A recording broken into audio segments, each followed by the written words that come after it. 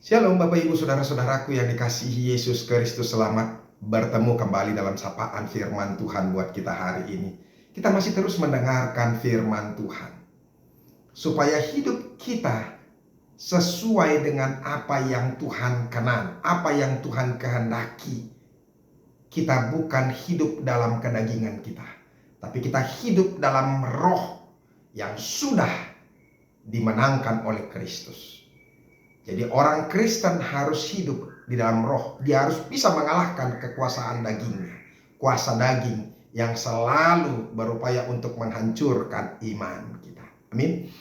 Firman Tuhan yang menjadi renungan bagi kita hari ini yaitu yang terambil dari Roma pasal yang ke-12 ayat yang ke-19. Tetapi sebelum kita mendengarkan firman Tuhan, marilah terlebih dulu kita berdoa. Kasih karunia dan damai sejahtera dari Allah Bapa dan dari anaknya Tuhan Yesus Kristus itulah yang menyertai hati dan pikiranmu sekalian. Amin. Bapak Ibu Saudara-saudaraku, sekali lagi firman Tuhan yang menjadi renungan bagi kita hari ini yaitu yang terambil dari Roma pasal yang ke-12 ayat yang ke-19. Dikatakan demikian, mari kita dengarkan baik-baik. Saudara-saudaraku yang kekasih, janganlah kamu sendiri menuntut pembalasan, tetapi berilah tempat kepada murka Allah. Sebab ada tertulis, pembalasan itu adalah hakku. Akulah yang akan menuntut pembalasan, firman Tuhan. Amin. Bapak Ibu Saudara-saudaraku, ketika kita sakit hati, apabila ketika ada sesuatu yang membuat amarah kita tidak bisa tertahan lagi, pasti secara naluri kemanusiaan kita akan membalaskan sakit hati kita, kemarahan kita kepada orang yang melakukan sesuatu yang tidak baik kepada kita. Saya tidak tahu Bapak Ibu Saudara-saudara apa yang bisa membuat kita begitu marah sekali. Untuk sebagian orang, kalau dia dihina, apalagi orang tuanya dihina. Kalau ada orang yang berkata, dasar engkau anak pelacur misalnya. Saudara-saudara, kalau dibilang anak pelacur itu masih menurut saya masih lembut juga. Walaupun pelacur itu sangat kasar sekali. Tapi ada satu kata yang telah digantikan oleh pelacur yang sangat-sangat berat untuk kita dengarkan.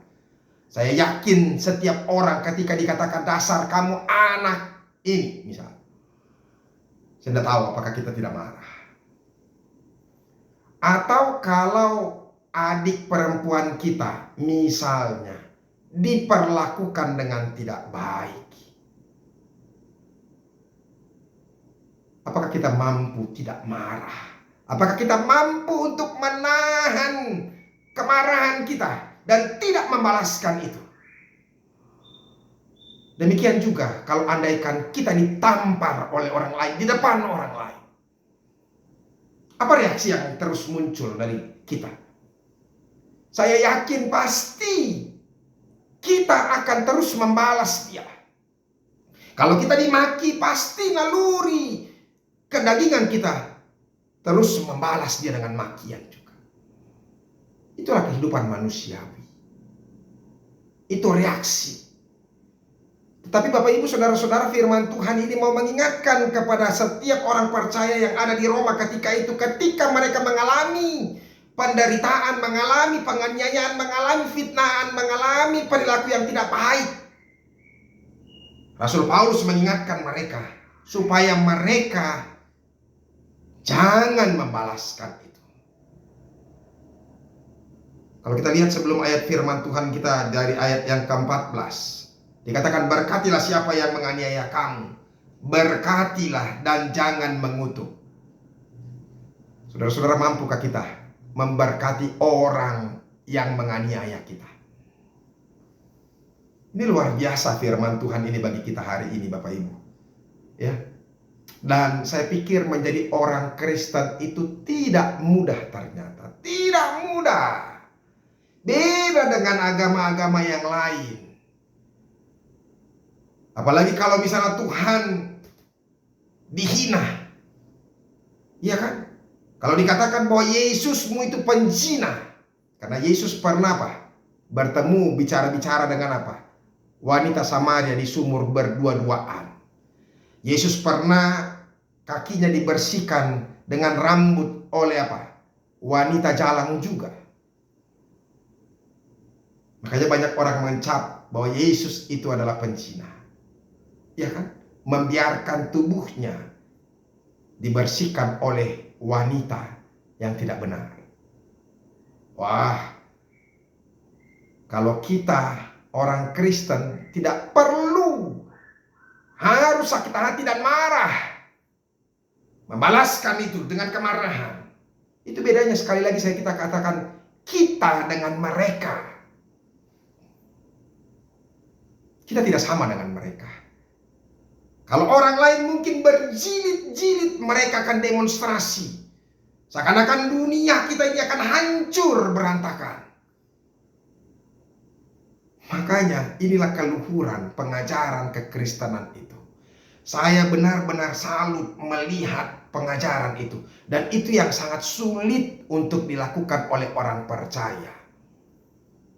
Tidak membalaskan sakit hati.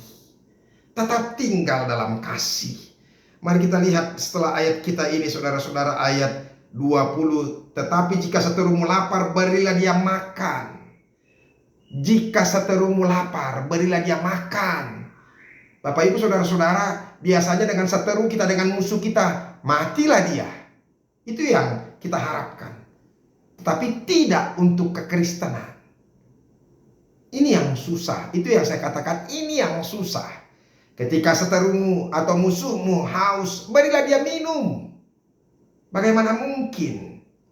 Tadi dikatakan, berkatilah orang yang menganiaya kamu.